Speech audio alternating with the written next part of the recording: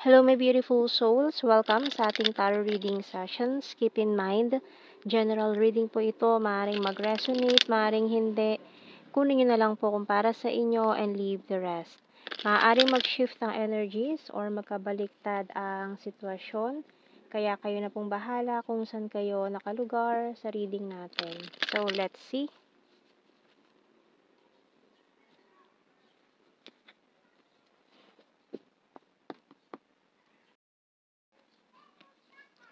So, we have here the Nine of Pentacles, the Justice card,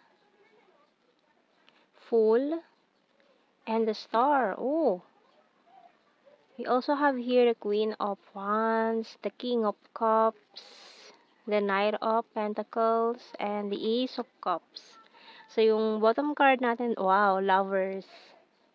Parang fresh na fresh to ha, new person coming in na maaaring may mga signs ng Libra, Aries, and Aquarius. So, also Gemini. Ayan, ang mga energies natin dito. Strong air sign. And may energy din ng Aries. So, tingnan natin. Mukhang may bagong pag-ibig na papasok sa'yo ngayon. Lalo na sa mga single na matagal-tagal ding hindi nagka-love life. So, tingnan natin.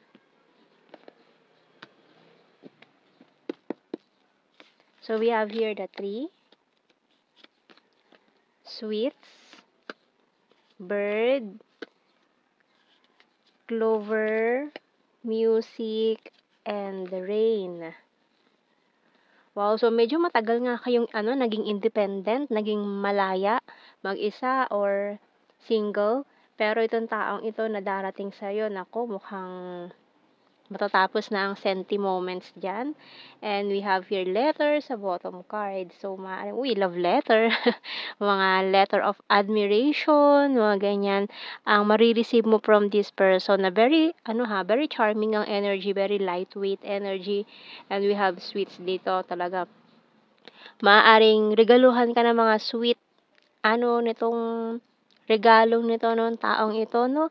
So, tingnan natin. Lalo na kung ikaw ang divine feminine, talagang bubusugin ka ng regalo nitong masculine natin dito. So, tingnan natin anong message ng Archangel natin dito. Kasi mukhang itong taong to ay maring one of your soul tribes, ayan, with this 3. So, may mga past life na rin kayong pinagdaanan nitong taong ito. A strong leadership power, ha?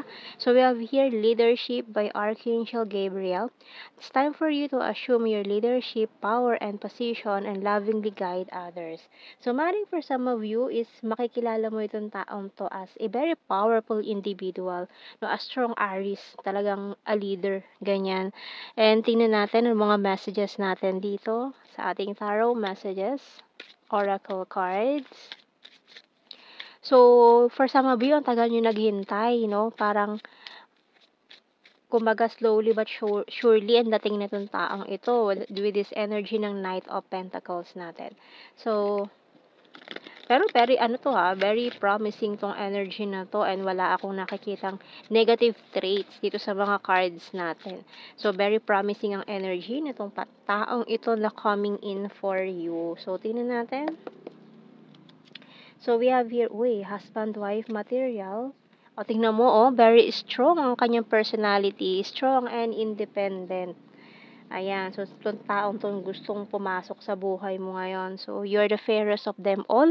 So, parang i-spoiled ka pa nitong taong to. And I'm so in love with you. Tingnan mo naman. And, my intuition choose you. So, ikaw talagang pinipili niya.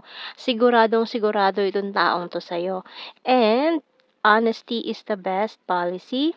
Talking to you telepathically. And, wow, tingnan mo naman, I want a family with you.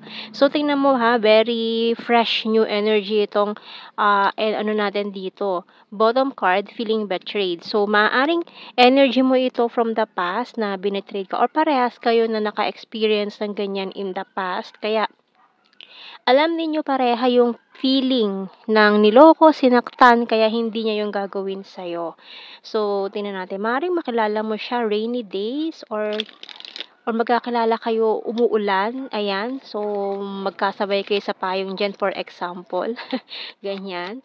Tingnan natin ha, sa mga messages natin dito. I want to tell you how I feel. So, parang kilala mo na itong taong ito, ha? Talagang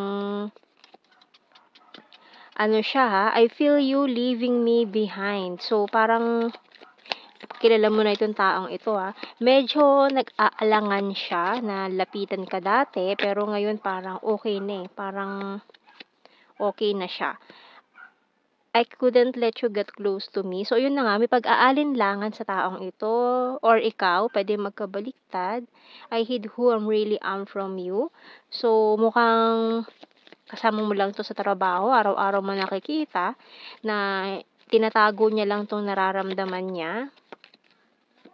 Just being near you is intoxicating. So, parang parang magkatunggali pa kayo sa work eh. Kumbaga gano'n, nag-start kayo as gano'n, parang hindi kayo okay from the start. Pero this person really want you. I replay our conversations over and over and I love you.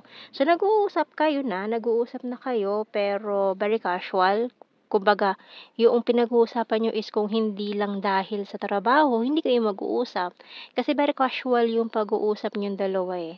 Bottom card, I wish I could take back my word. So, medyo may mga spicy messages or may mga pinagtalunan na kayo nitong taong ito regarding dyan sa inyong mga ginagawa or sa trabaho ninyo.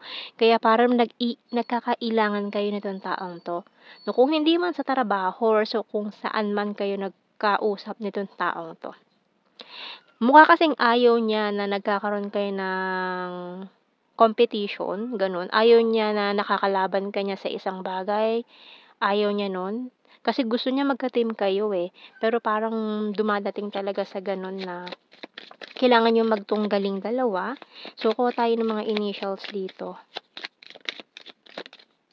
Meron tayong letter X, H, I, G.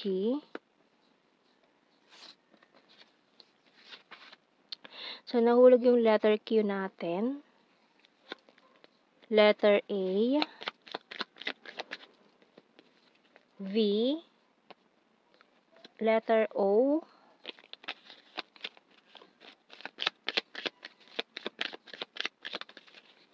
letter C, letter E, and bottom card, letter T. Ayan, so let's see sa ating general signs and messages.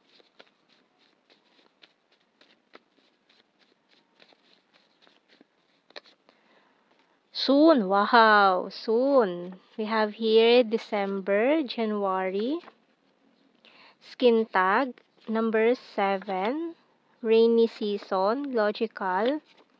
Sword is air sign, Gemini, Libra, Aquarius, another Libra, divine feminine, March, gorgeous, Sagittarius, food lover, emotional, intelligent, very serious, divine masculine, May, pwedeng May 5.